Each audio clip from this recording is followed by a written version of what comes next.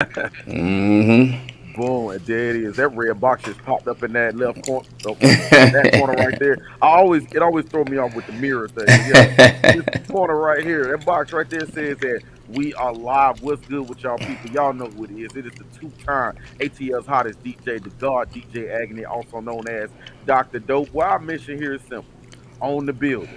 Now, first of all, big shouts out to everybody that tuned in to the quick 30 last week. Top 10 and one street ballers.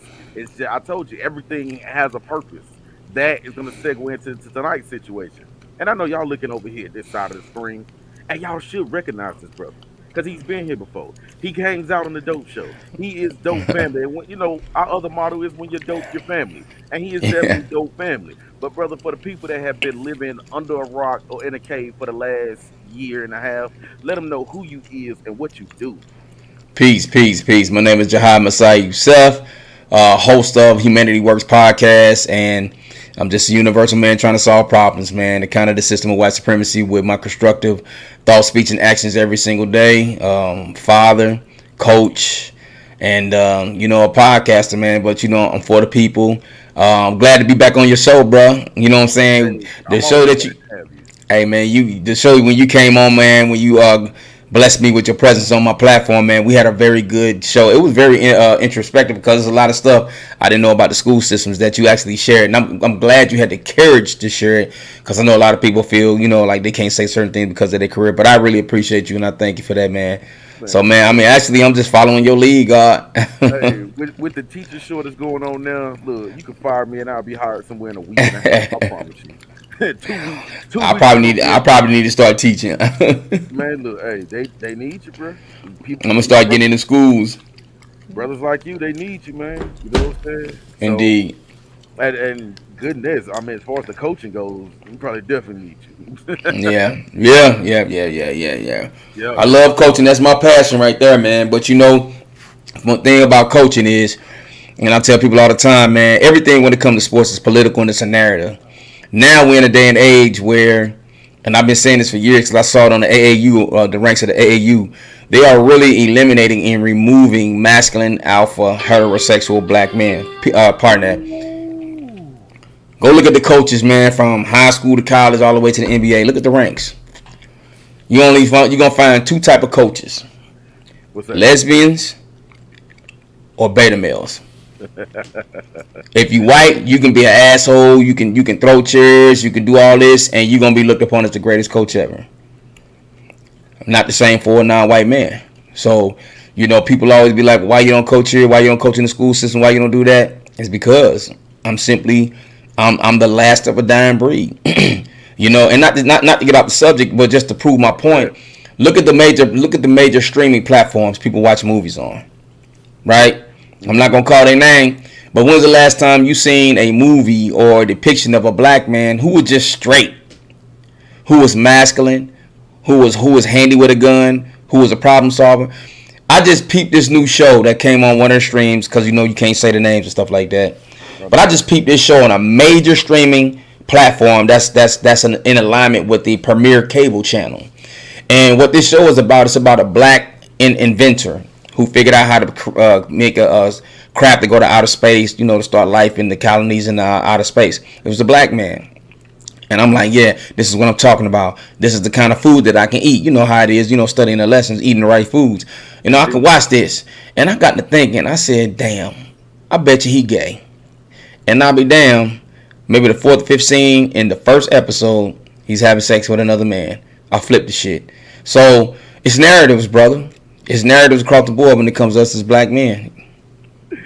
I swear, boy, then they're trying to pour that into every black show, or even if it's a white show with a black character, he's got Yeah. to he's got to be the gay guy or he's got to be the Sambo. Thank you. Facts. Facts. Yo, man, I'm gonna send this bell back to Amazon. This thing don't hit like I thought it should. Can y'all hear that? Because this bell ain't belling over here, man. But you know what? It's like that.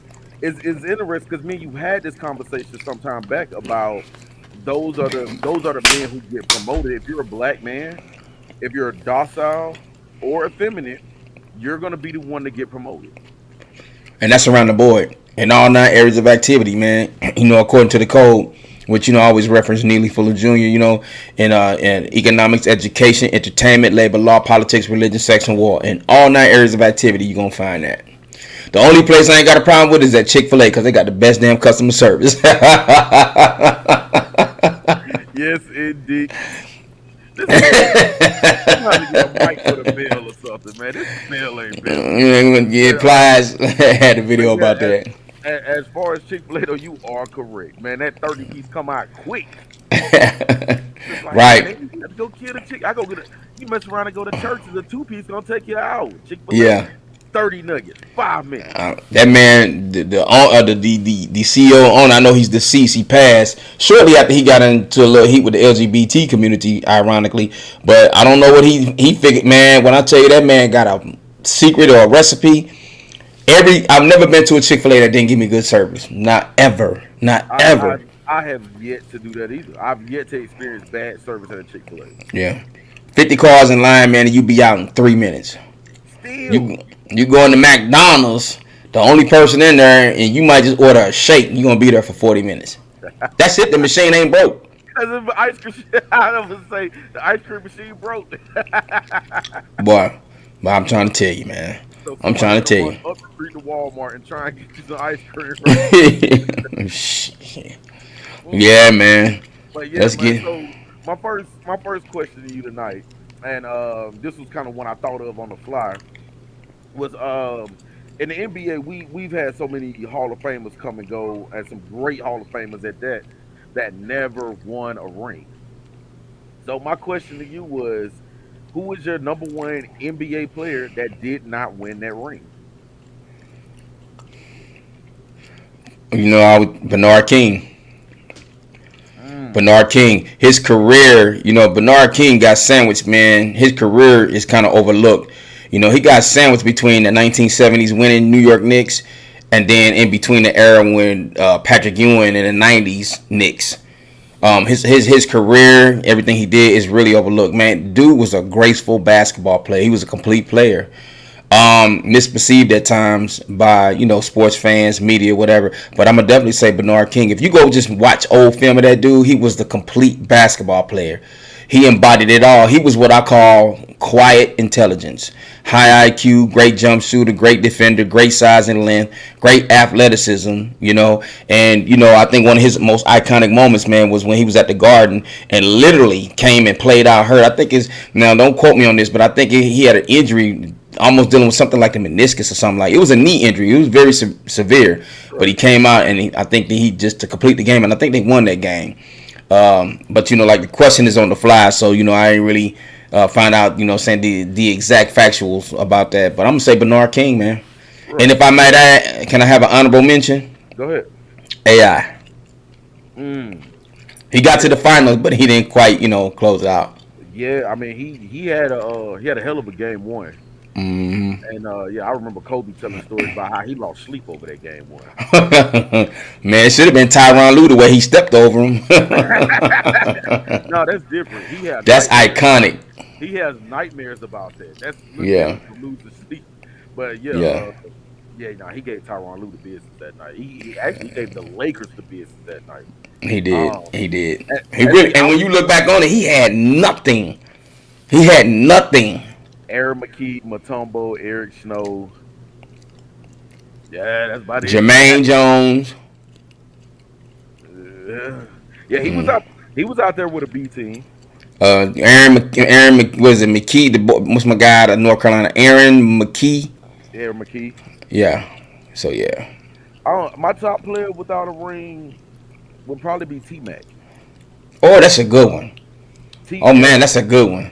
I literally was just watching something with T Mac, and that's what sparked the question in my head because I was literally looking at something with T Mac right before we got on, and I was like, "Yo, T Mac was nice across the board. T Mac was nice." I was like, "And this dude Yes. doesn't have a ring." Never. I think I the didn't. closest he got to it was when he was in Toronto when Vince Carter was still there. That was a squad. Oh, with Charles Oakley and Dale Curry. That was a Uh, squad. yeah, Mm-hmm. matter of fact, Rafer Alston, who's gonna fall into tonight's conversation. Yeah, Um, yeah, yeah, that was a squad. That squad was stacked actually. it was. It Yeah. really was. And getting back into that though, I didn't know until recently Elgin Baylor doesn't have a ring. Yeah, yeah, yeah. Somewhere in my head, I thought he got one with the Lakers. I thought he did too until you just mentioned it. I saw it recently that he was a year off on both ends. Yeah. So I was like, well, damn.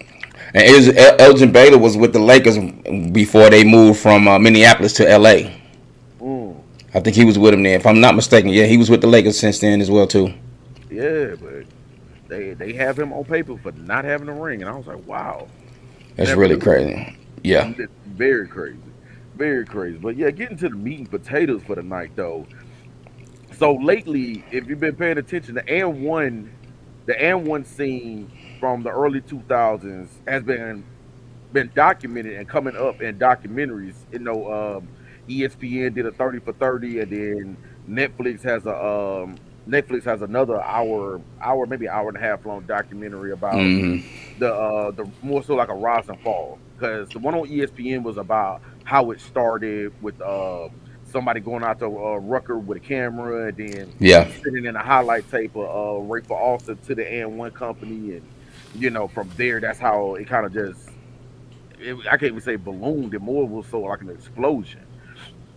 But one of the things that I do remember was that Shane the Dribbling Machine made a statement in one of the documentaries talking about how he feels that the company and one exploited them and used them as long as they could, and when it was no longer able to sell, they just got rid of them and called it a day.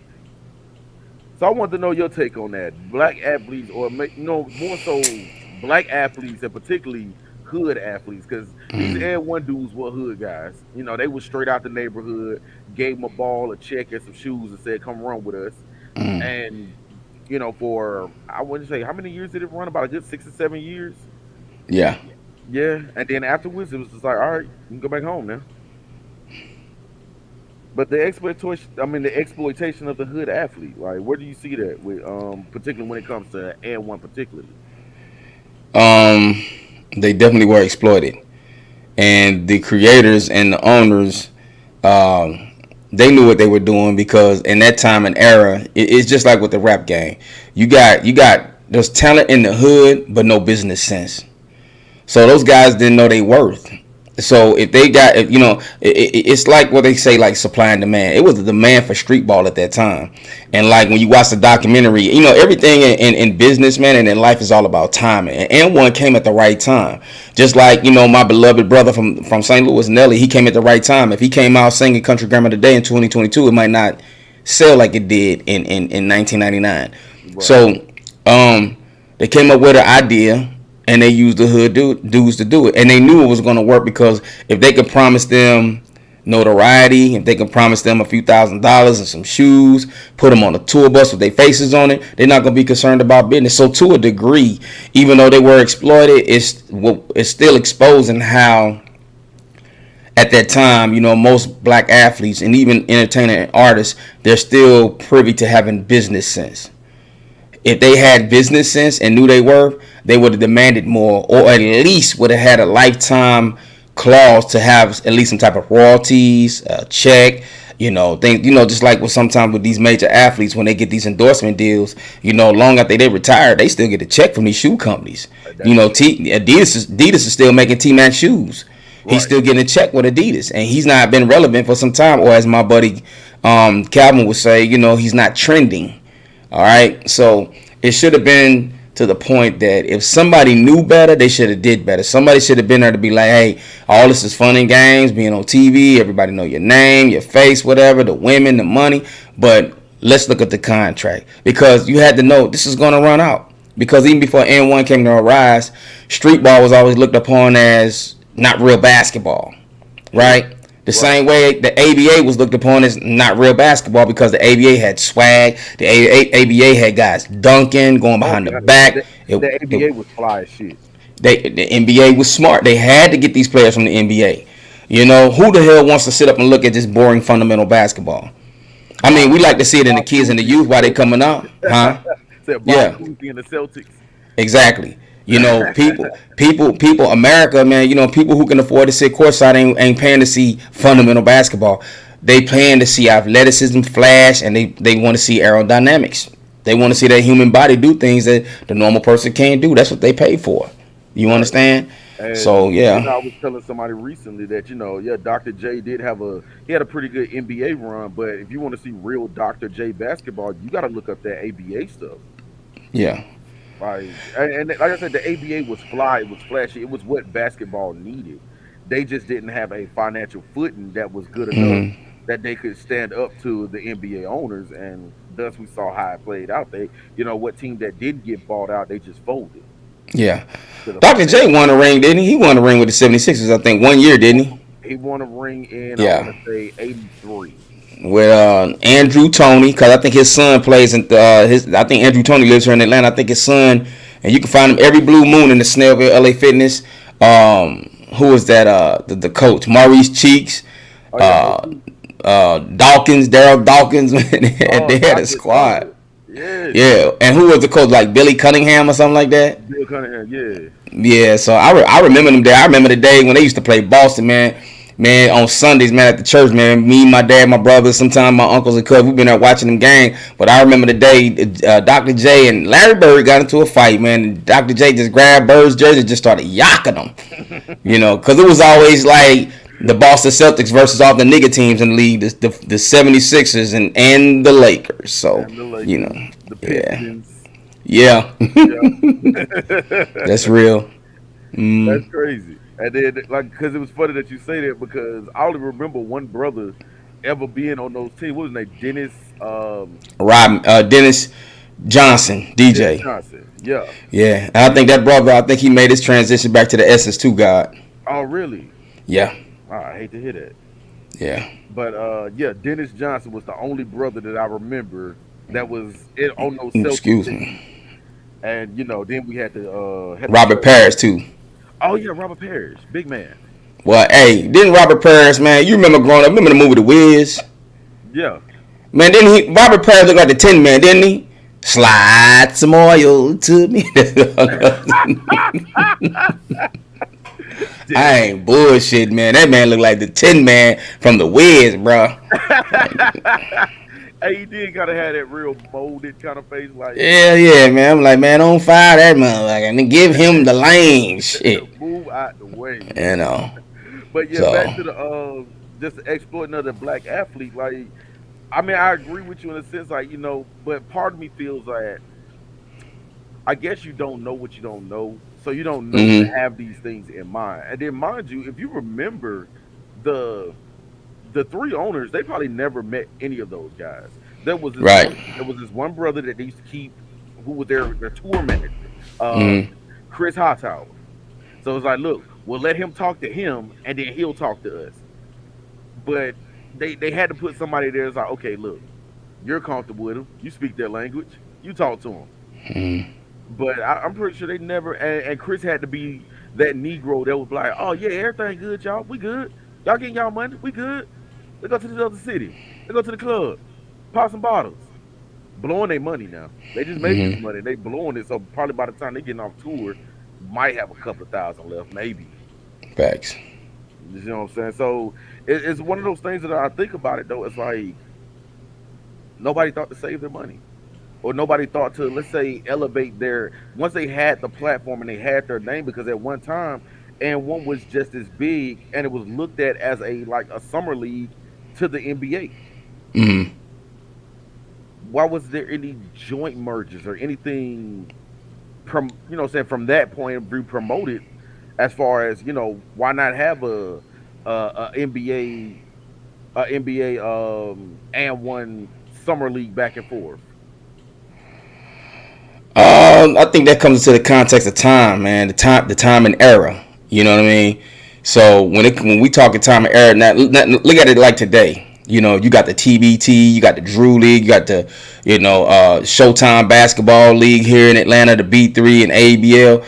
It's the time. It's the time in the context of the era, and I didn't think they wanted to really let. I didn't think the NBA really wanted to allow street ball to really begin to fuse into the NBA because if you could recall, remember when Ray Austin first got to the league, skip to my loop, Yes, right? sir. Yes, sir. Remember the first team he went to was with the Milwaukee Bucks, right? Milwaukee Bucks, true. And what happened when he got loose? He hit a move in the middle of the game. He hit Right. an and one move, and they snatched his ass out. Like, yo, bro, Yeah. it's the NBA. We don't do that here. That's good in its proper context. So that alone, if they were going to embrace it, they would have embraced that night. They would have embraced the minute he did that move. So I think he got to the league because he just knows basketball. He could cross his game over into that style of play. But I don't think the NBA looked at. I don't think they saw the value in it. I think the NBA saw it as just a fad that it will eventually burn out, and it did. So I wouldn't see at that time why they would have the necessity to have an NBA type league or like a farm league to kind of develop talent to get it to the NBA. Also, too, you got to look at social media wasn't what it was then like it is today. I True. hear echo. I don't know if that's me. I think I get everything right. But if social media was like it was to like it is today, then it's a little different. They got the power, they likeness and image, which is what the college athletes are taking advantage of right now. So I think with that situation, God, I think it's all about time and error as far as that context. I would even take it a step further back. You mentioned Rafer also. Let's go back to Mm, Stephon Marbury. When okay. Stephon Marbury hit the league and he had that stop and go crossover, but had his hand cupped under the ball like this, it was like that's a Yeah, travel. No, indeed. it was a crossover, but he was just going really low with it. Yeah. But Stephon Marbury, God Sham God, Oh, legend. right? But that crossover very illegal in the league. You know what I'm saying? So the street ballers were always kind of creeping in there. It wasn't really until I would say AI is when a lot of those moves got acceptable. Yeah.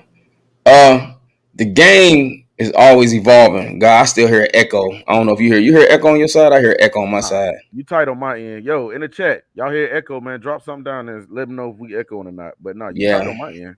Okay. All right. Well, um, they were ahead of their time. You know what I mean? So you got to understand the basketball. Just the game has always evolved. True. The way it's played, the style of game it is played, and the moves and the skill level. Just like look at the stuff James Harden do. They wasn't hitting moves like that 10 years ago, or the way Kyrie got that ball on the string. And Yeah. then when you look at IG, man, which I really get into it with these youngsters, man. They talking about this gather step, man. Guys, damn to take a 5 steps to make a layup, and it's not even a travel anymore. And with me being official of basketball, the You game gonna blow the evolved whistle so on that. much. Yeah, I could blow the whistle on it, but the game has evolved so much. These kids hitting moves, man, to where the coach looking at me like, "What's that?" The other player looking at me like that, "What's that?" And I'm looking right back at their ass like, "What's that?" I don't know what the hell.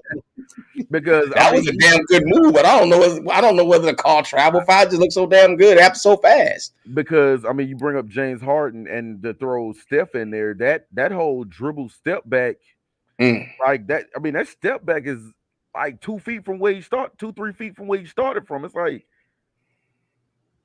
do you call that? How do we call this?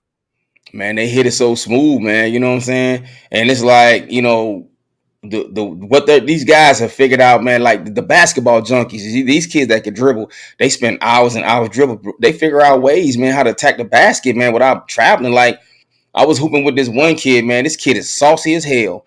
He hit a move where he hit an in-out dribble, sped the ball up on a calibrated dribble, ran to the ball, caught it, and laid it up, and didn't take another dribble. And it wasn't even a travel.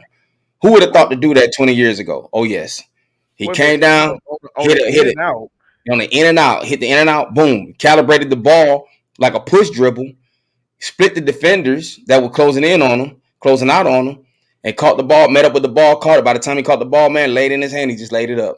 Dope. that's crazy. But you know Hey, what? And even what you saying that it still remind me of something Skip did when you know what I'm saying when he bounced it, then rotated his arm around it like fake the pass. yeah, But at the same time, it was no fake pass. He sent that to himself yeah, yeah, purposely. Y'all, I I got my mean, boys in the build. I got my nephew in here. What up, Spud? what And I up? got What up? my boy Jones in the building. Corey's Heavenly Cakes. Y'all go check him out. Cakes, muffins, and God damn it. Muffins. Kind of bitches you got in that icing. No. But nonetheless, though, if you want a good bunt cake or muffins or mini bunts, I don't know where he gonna get the bitches from. So don't ask. But yeah, if you want a good cake, holler at my boy. He got that. You sell food, you get bitches. That is true too. Back in the That day, you used to have to sing, goddamn. These right, days you can cook, man. right. You bake a You cake. if you get if you and look, if you a good cookie, you get nookie. Right. It's And just then he got one this butter pecan cake. That's the one I always brag about. That's my favorite one yeah. right there. So yeah, y'all check him out, Corey's Heavenly Cakes, man. But yeah, back to this conversation though, man. Like, what do you see this evolution going? Because right now, I remember growing up, you never only thing you saw shooting threes was the white boys and point guards. Now, like brothers, any brother that was over 6'4" played above the rim. Period. hmm But it's like now everybody's shooting three. Centers is shooting the three. The last one, Carl Anthony Towns is a true to life 7+ foot center that won the 3-point shootout last year. And can handle the ball like a guard. Don't Yes. forget about James Wiseman, who's been hurt. Jonathan Kuminga. The game has changed. Like the big man is a thing of the past because these big men are like guards. So now the style of offensive play has changed. You understand? So when it changes the game when you got a 7-footer guarding a 7-footer, he can legit hit a 3-point. That 7-footer has to follow him outside the key. He got to come out. He Right. got to come out. So it changes the context of offense. Now it all still depends on matchups per team, per game, whatever the case may be. But to answer the original question, where do I see it going or how I feel about it? I'm gonna be honest with you, guys. I really don't like it. I don't either. I'm telling you, these IG philosophers and talking about that ain't a travel, taking 2 and 3 steps, 4 steps, talking about that's bullshit. And I tell them all the time, hey, listen, if you truly elite, do it in 2 steps. If it takes you 4 or 5 steps to attack the basket and lay the ball up without putting the ball back down to a dribble, ain't nothing about you elite. You can quote me on that. There's nothing about you elite because now you take an advantage from a defender. You know what I mean? If you could just damn walk the damn ball to the goal, what's the purpose of playing defense anymore?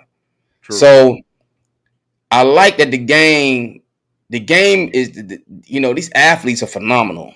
I don't want let me not steal their thunder. They are phenomenal. They doing things like they're great. I love watching them. But what I don't like is I don't like the integrity of the essence of the game being compromised with 2 and 3, 5 steps, and now they call this shit a gather step. I can't stand it. Like But if you that guy, if you can listen, do it in back 2 steps. back in the day, your gather was those 3 steps. Yes, it was. And it's funny that we mentioned the travel situation because I remember there was one time I'm on IG and they were Mm-hmm. like, "Is this a travel?" And I'm looking at it. I'm looking at it hard. And it's funny enough. I look down in the comments and who do I see? Jihad State of Mind. I was like, okay, so if I just read that right there, I'm gonna get everything I need. I even Yeah. sent it to one of my boys who is a ref right now. He he's Mm-hmm. been he's been refing for like since we were in college. So we Mm-hmm. talking about a good 15, 18 years. And he was like, "Yeah, that was a travel, dude." And I'm sitting Yeah. there looking at it like, Yeah. I can't respect it. And when I rep games, man, the kids get mad at me, coaches get mad at me. Rep, that's not a travel. As a rep, I learned over the years to kind of have a relationship with them. Even in the moment, I'll be like, okay, but what did you see, coach? And when I ask them that question, they can't even describe what the hell they saw. That's why I asked the question. Well, what did you see? Man, I don't know, but he ain't travel. Well, you had to have seen something. I saw a travel. I'm asking you, what did you see? And 9 times out of 10, they can't even answer the question. "Oh wow." You remember this drill? And being a coach, I'm pretty sure you've ran this drill. What was it? 2 dribble or 3 dribble? Start at the top of the key, and you only get Mm-hmm. 3 dribbles, and it's either got to come out your hand one way or another. Mm-hmm. Yeah, they still run that drill because I run a drill where I expect my guards. I expect my guards to go from one end to the court to the next in 3 dribbles. My youngest brother, he was one of the top point guards in St. Louis, Missouri, class of '95. Alex Thames out of McClure High School. My dad coached. My dad, is a coach of legend back home, Coach T, the original Coach T, not the white Coach T they go to the tournament to. No shade, but my dad got he's got his print on St. Louis. No doubt. My dad had my baby brother doing a three dribble push dribble. I think he was like 10 years old doing it. He can get up the court in three dribbles. What is it? So So we talking what? 94 feet, 94 three feet, dribbles, three three dribbles. dribbles. Three dribbles and laid the ball up. I saw it in my own eyes. He even did it in the game. If he broke away, he can damn sometime my brother got down the court in two dribbles. Like, at that point, almost at half court, of course. But he just had the game down. The one thing that the one thing that these athletes today don't understand is you could be effective with less dribbling. Be quick with your decision. Either pass the ball, shoot the ball, or dribble. But to go into a dribble cycle, now we know the NBA, and I tell people this all the time. The NBA is an entertainment brand. If I pay to see LeBron James, I'm paying to see him dribble. I'm paying to see him dunk. Okay, that's different. But in the college level with these young kids, and I see it all the time, they get the ball, the defender might be 10, 15 feet away from them, or they go into a dribble cycle. And I'm standing there like, kid, what are you dribbling for? And then when they actually get within the proximity of the defense, they are the worst decision makers. Always turn the ball over, lose the ball, get trapped, or try to shoot up a janky shot. It never fails. Damn, and that's coaching 101 right there, y'all. Because see, this is the science and the X's and O's I don't have. My whole thing, and maybe it's because of all the N1 and 90s basketball I grew up, every play should be an ISO, shake that man to sleep, and take him to the rack. Yeah, I don't think that works, y'all. Don't Matter of fact, don't listen to me. If it comes to football defense and wrestling, I'm your guy. Defense, well, basketball period. That side of the screen right there. He got my dad. My dad called it floor fucking the ball. You know what? Dion, what's my guy? Dion's not Sanders. Dion Glover. They used to play with the Hawks. Oh yeah, Dion Glover. I watched him coach one time, and he said something, man. He from the country, you know what I'm saying? And I heard him tell his play, dribble all out the ball. You dribble it all out the ball. I've heard that before. It was a brother coached the girls team at the school I worked at. And that's what he said. He's like, they just gonna stand there and just dribble the air out the ball. I'm like, I can't stand it. I can't stand it. I had to stop and say, wait a minute. While what you're saying is true, go back. He gonna do what with it? Yeah. I'm gonna tell you something, man. One of the best AAU teams I've ever seen, besides Compton Magic, is a team full of white boys and one brother. PSB Elite or Pro Skills or something like that. They ran the Celtics out the gym. Didn't nobody want to talk about that. The Atlanta Celtics. They ran the Knight Riders out of Florida out the gym. Nobody wanted to talk about it. They were like the San Antonio Spurs. San Antonio Spurs play good fundamental basketball and win, but they're boring to watch. Same thing with this team. I sat there up there at Lake Point and watched them wipe everybody's ass, but you didn't see them on YouTube because they're not YouTube worthy. They didn't have flashy players. They didn't have none of that dumb shit. They played good basketball and was whooping everybody's ass, but don't nobody want to talk about that. I think it's Pro Skills. They cause it's black and gold. They had a black coach, man, but it was like 3 or 4 white boys and a brother, man. When I tell you they played the perfect brand of basketball as high schoolers, like the perfect brand, passing, cutting, hitting open shots, alley-oops, defense, help defense, communicating on defense, advancing the ball in transition. Oh man, awesome. Right. They kind of remind me of Golden State when it comes to how they run an offense. We know Steph gonna get his, Clay gonna get his, but if you really pay attention to Golden State, they run a damn good offense because they never stop moving. That reminds me of when the Suns of the early 2000s. KJ Johnson. And when Nash was running the point. Mm-hmm. Yeah. So that motion Stoudemire. Yeah, like that all motion offense is like you got to do some heel training for that. Your boys got to be able to run. And remember also too, around that time with the Arizona team, that's when Joe Johnson was kind of coming to the league. I think Joe Johnson was his best in Arizona. Is 6 man.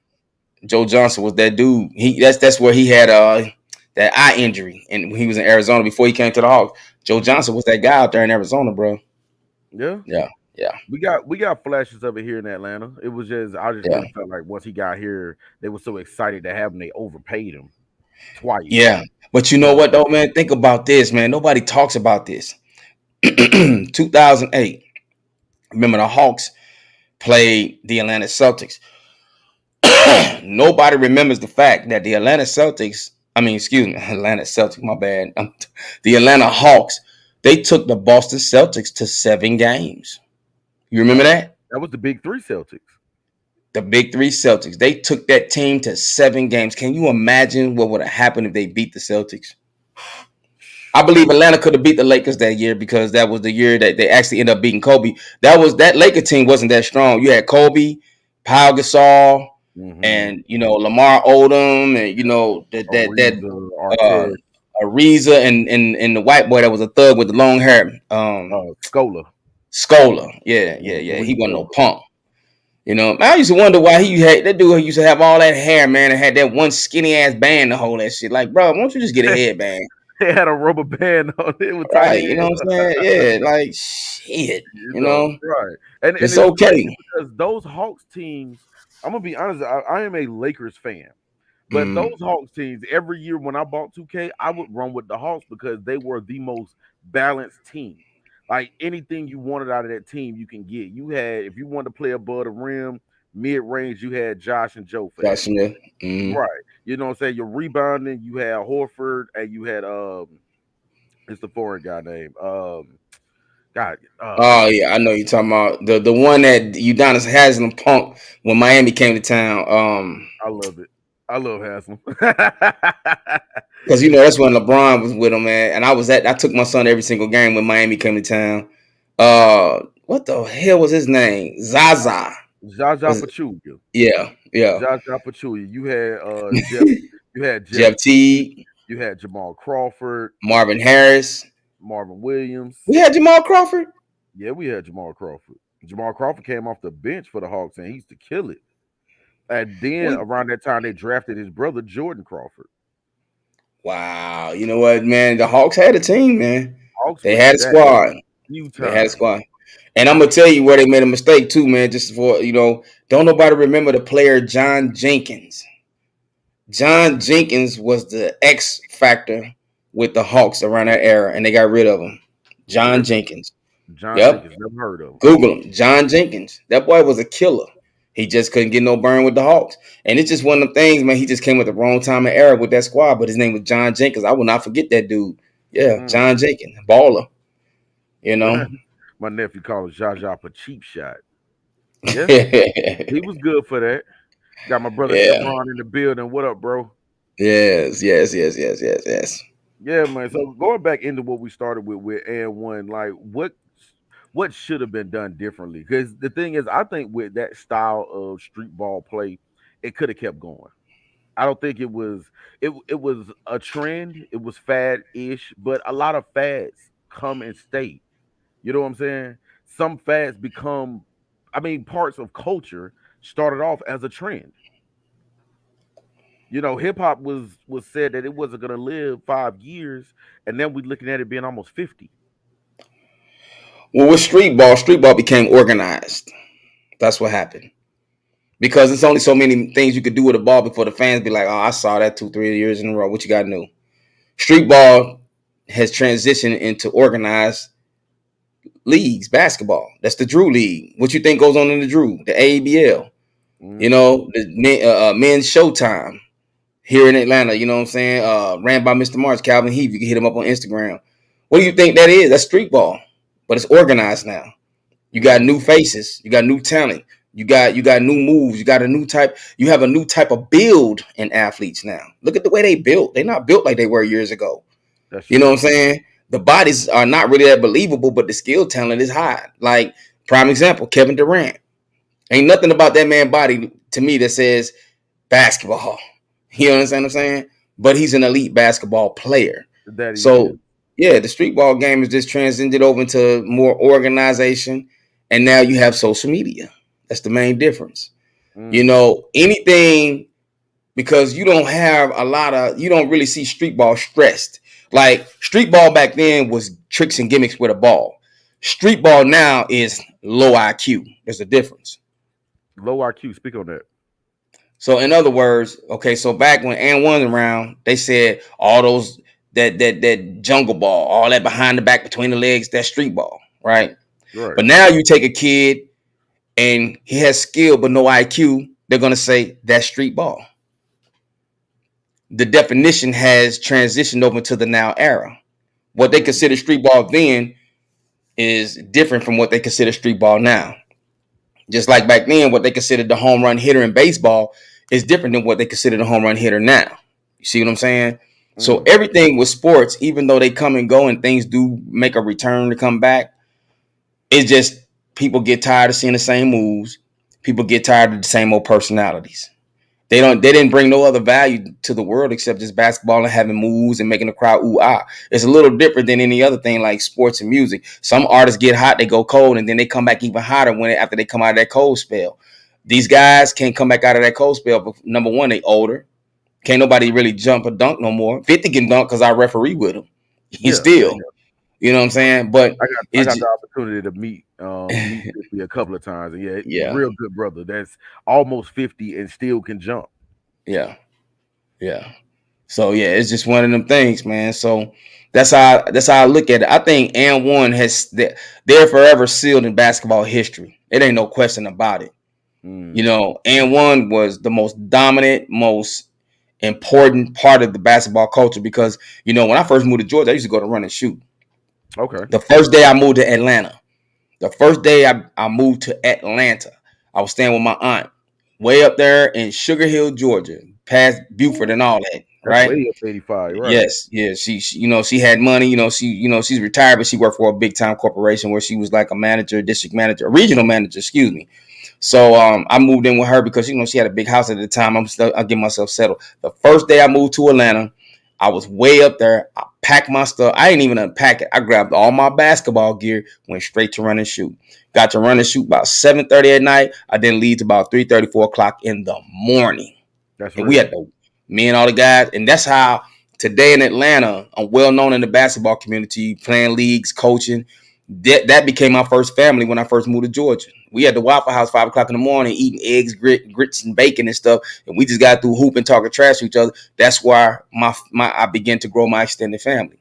So, Mm. but I said all that to say this, you know, I met Spider before he became Spider.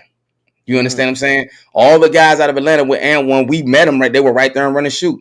I'm gonna tell you another guy that people don't talk about. Now, if you from Atlanta, you gonna know this. Everybody don't know. Well, the world don't know, but Atlanta knows. Bow-legged Twan. This kid literally lived in run and shoot. I think he was damn near homeless. He damn near lived in run and shoot. His name was Twan. Bow-legged as hell. Could Fact. ball. You remember Fact. him? Uh-huh. Okay, there you go. The world don't know about Fact. Twan. We know about Twan. Hey, You know what I'm hey, saying? that's old A Town right there. Boy. All right. He could have, I would have liked him seeing to get that contract to Professor. Again, Professor's a Mm. narrative, just like Luca. Luca's a Mm. narrative. And we were Niggas gonna get ain't smart. into Niggas ain't smarter than the narrative.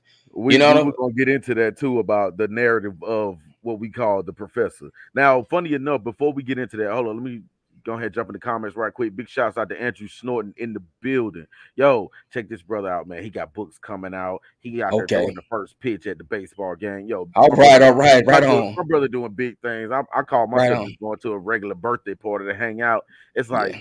politicians in there, like celebs, and he just shaking Yeah. hands like, oh yeah, yeah, that's her. I know her. And give me the information on his books because I will support ASAP. I'll go buy that book right now as soon as we get off the air.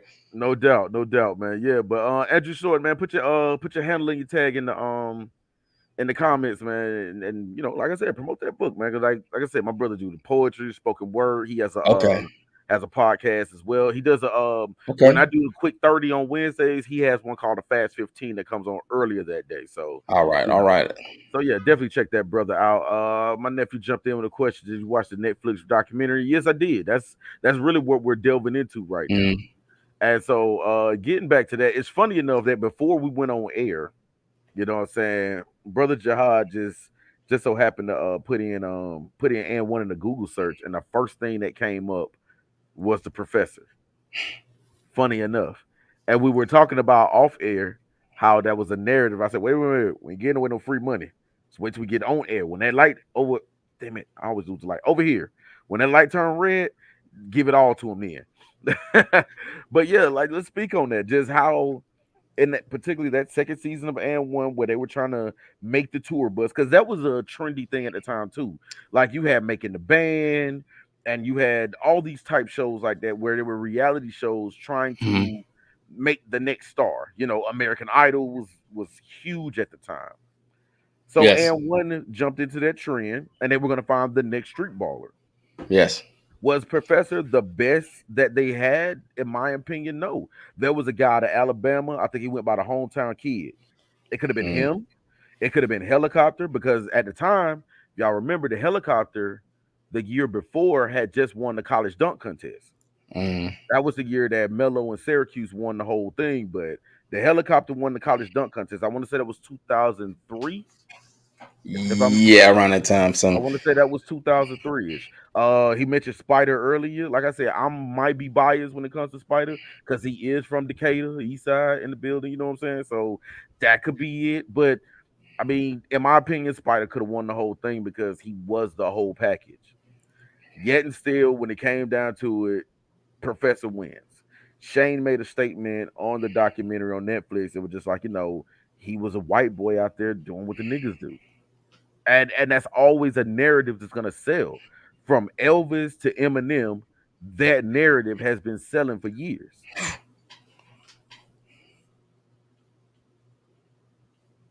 It's real out here. Hold up.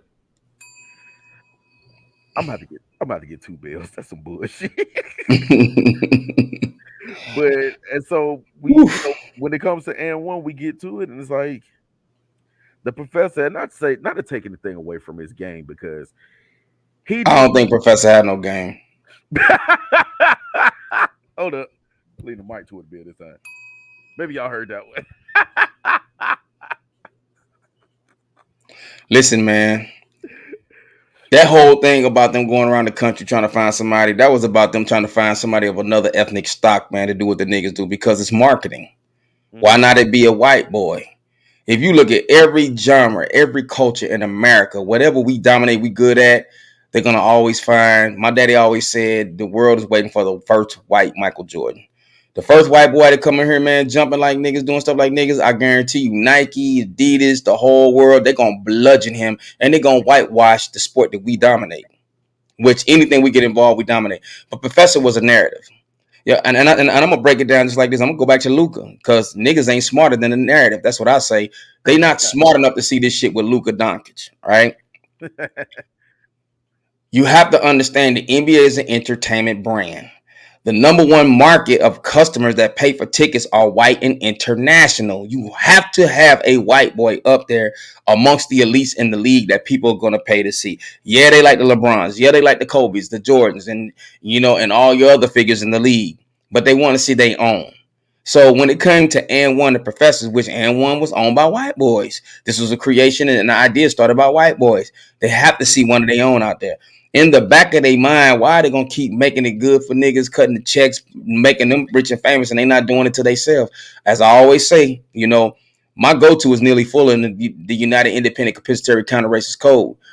They white values white. They were on code. That was a codified move to find a white boy that can play with the brothers.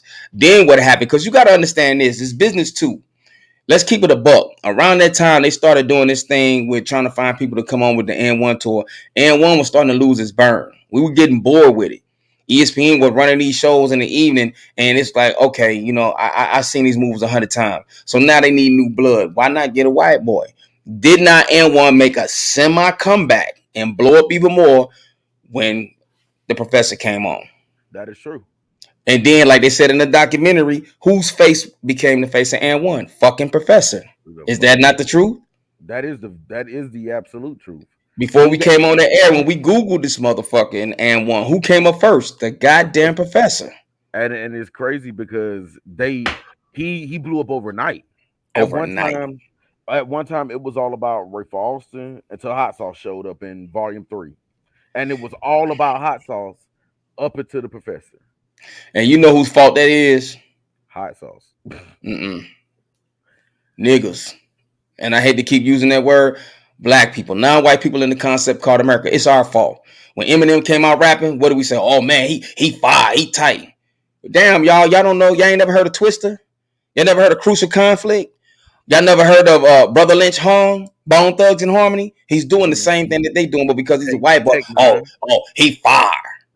No, he's just a white boy that know how to do something brothers been doing. It's just like what Isaiah Thomas got in trouble for when he mentioned about with Larry Bird. He's a white boy that can play like a black man, and he caught flack. I hate that Isaiah Thomas in that time of era didn't stand on his statement. They really made him feel bad, but it was the truth. So That the is thing about Professor, man, like I know some white boys that can ball. Don't get me wrong. I ain't saying they don't exist. I know white boys who would call themselves a nigga more than a black man would call another black man a nigga. They ball, they dogs. You understand? But right. Professor ain't it. Professor ain't it, brother. Luke, hey, let me say one thing about Luka Doncic. Did I not say that everybody is playing under his narrative with the Dallas Mavericks, right? Mm-hmm. I said that, right? Mm-hmm. Say that Have right you here. seen have Right you here. seen how Jalen Brunson been balling lately now that he ain't with the Mavericks? Yeah, Have he you got. seen him in the gym working out and in pro leagues and this and the other? They're like, oh, he could ball. Motherfucker, he been a baller. He That's had to true. play under the Luka narrative, the Luka effect. Tim Hardaway. Mm-hmm. What's my other guy? All of them are playing under the Luka fucking narrative. Now, when they leave, watch how they all start to ball. Why you think what Porzingis wanted to get out of Dallas? He didn't want to play behind damn Luka.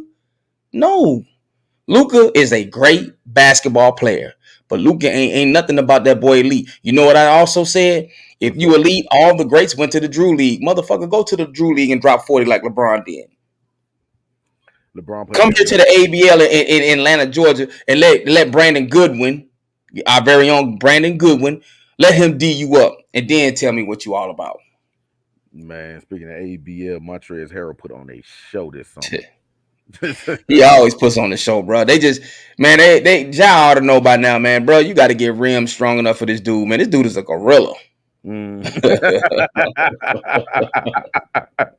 This dude is a that gorilla, bro. that is true, man. You That got is to see that true. shit up and close and personal. But you know what'll be stupid though, man?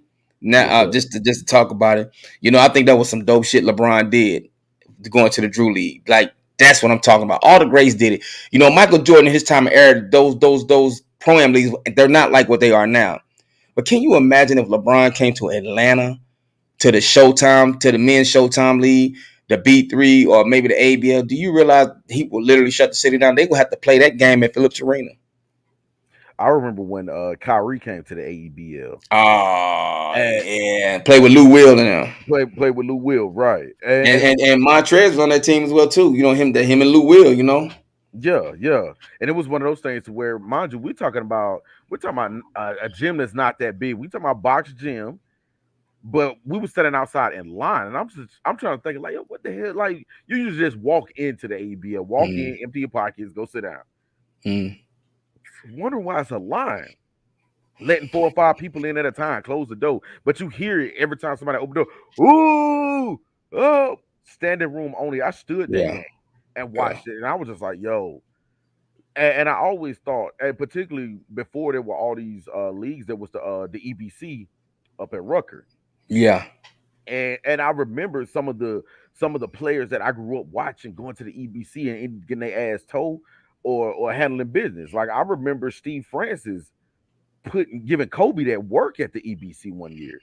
mm. And I'm like, mind you, this is Kobe. Like Kobe came out highly touted in the draft, and he's gonna be the next thing. This is Steve Francis. Steve Francis gave Kobe the business at Rucker. See, Francis was that guy. That's another guy we could say that when he was great that didn't get a ring. He Um, was. I think when it comes to, since you're referencing, it's a thought that just came to me. Since you're referencing the Rucker in New York and the EBC, I think the world got tired of New York.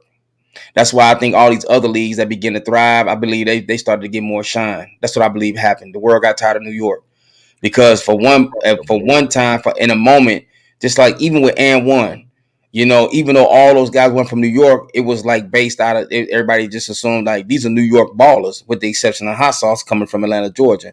Hmm. But again, we talking evolution. Now you got all these leagues popping up all around town. And also, let me mention there was a good documentary on HBO called what is it called Mudwater County or something like that, Mm. talking about the basketball in the Baltimore area, the DC area, which I didn't even know half of that. So that was a great one. Oh I think yeah. it's Mudwater County or something like that. I forgot what it is. When I think about, I can't remember this stuff when I be on. But yeah, man, I just think the word got tired of New York because remember when the Rucker Park used to be featured on ESPN, people would watch. Then it Mm-hmm. got to the point people don't watch no more now, because even up in New York, they started having all these spinoff leagues happen. So we don't know which is which. The only other thing I think people pay attention to when it comes to New York is the Slam High School games that's played outdoors. They take the best kids from across the country, and it's like the East Coast version, which is the West Coast Pangos camp. Okay. So because when you mention that, it's like New York street ball, New York basketball as far as the league. Like for instance, besides the Rucker, what other league is there in New York that people know about? Who Yeah. actually goes to the think about this, yo. Who actually goes to the Rucker League? The pros. They don't. They come into Atlanta. They going to the Drew. They going to the Miami Pro League and things of that nature. Hey, I'm on the show. You know what I'm saying? I'll call you back. Sorry about that, God. That was the baby. You know what I'm saying? Grace and Rams, go Rams. They at the football game. Okay. So it's just one of those. It's just one of those things. I'm gangrene for life, man. But it's just one of those things when we think about going back to what we talked about earlier, the evolution of the game is going to continue to evolve. You're going to start to have other cities and other states, man. They're going to start coming with these leagues, which is questionable because I think a lot of these teams are going to stop allowing the athletes to go to these leagues because okay, you did it for the culture, but motherfucker, we trying to win the ring. You get hurt in this league, we got an issue. Right. So, and also too, let me bring this in. So I want to make this clear, all right, about basketball. Period. Mm-hmm. We need not to make no qualms and no mistakes about it. The world has caught up to the USA.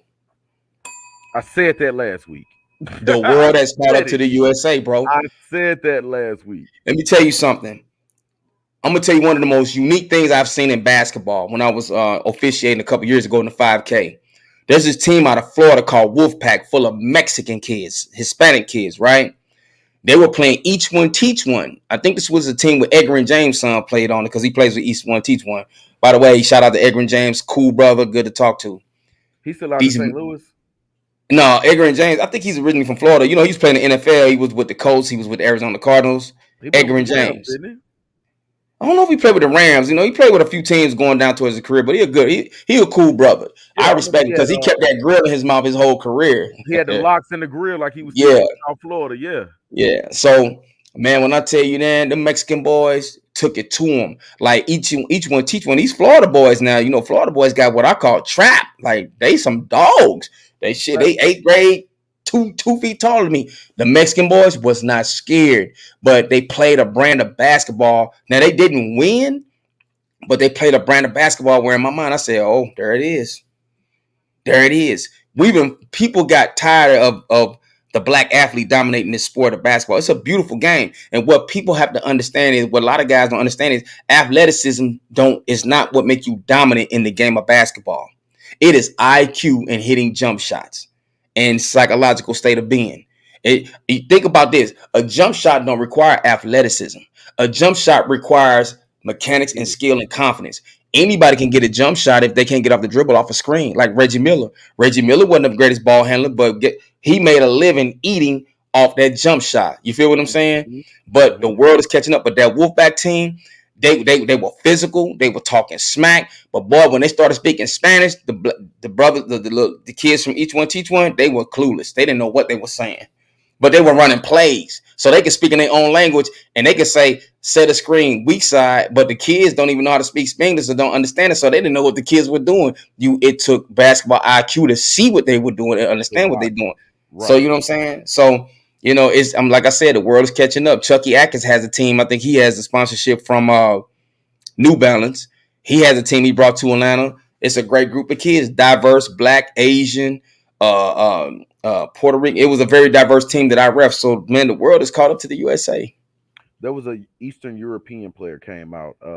He was on the socials the other week, and he was like, America. He said, I wouldn't come to America because America's making all this hype about Luca. He was like, we got like 50 Lucas here now. in the league. And so he was making the statement that this Eastern European league that he's in is more has more comp than the NBA, and he'd rather stay over there for competition purposes. I could believe that because overseas basketball is more physical. They always talk about the overseas, the European player. They play a more physical brand of basketball. They come over here, they come over here in the NBA, man. You know what I'm saying? Early on, Mhm. like Scola, he was one of the physical ass players. That's He just how was. they play over there. What's my guy name?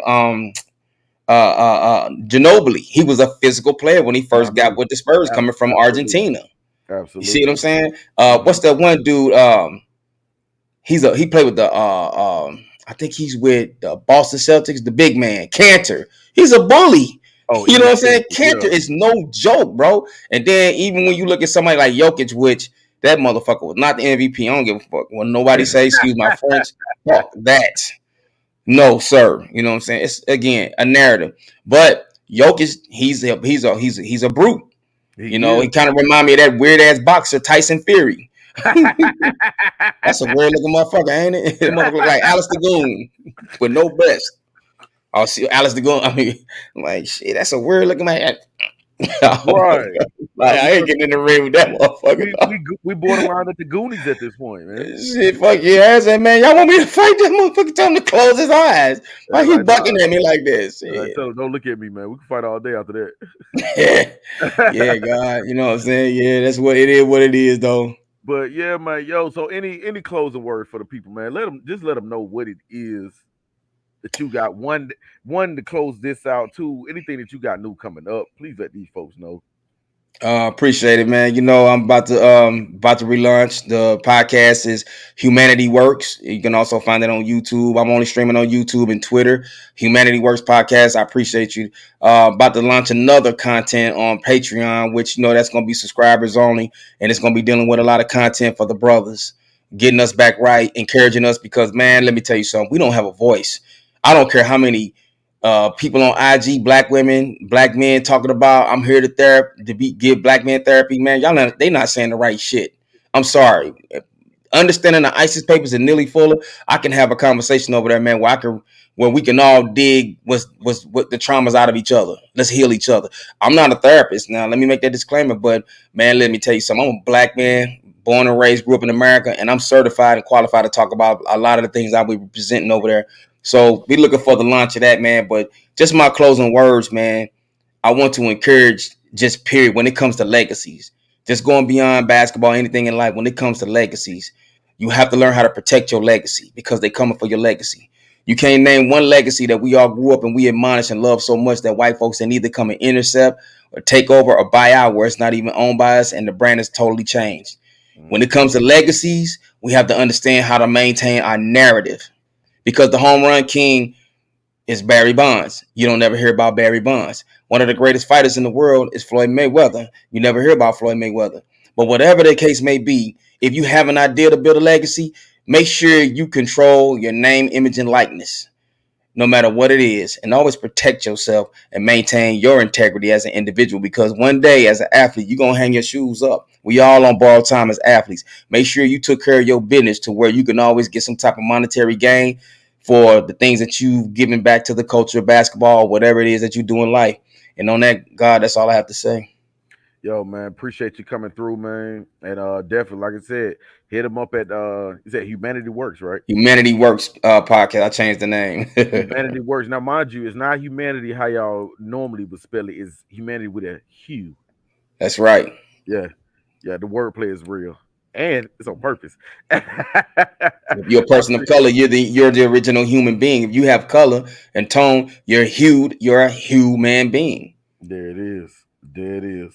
Yo, I appreciate you coming through, man. Y'all make sure y'all check back in with me coming this Wednesday for the quick 30. And then next Friday be another dope show with, I don't even know what's gonna happen next Friday yet. Yeah, I don't know what's gonna happen next Friday till probably about next Thursday. Yeah, So no I'll let doubt. y'all know there. Y'all stay tuned in to Dope Enterprise on YouTube and on Facebook, Dope Dot Enterprise on Instagram. And just like I said, stay tuned, stay positive. Most importantly, stay dope. And as I end every show, imitation is the sincerest form of flattery that mediocrity can pay to greatness. I am DJ Agony.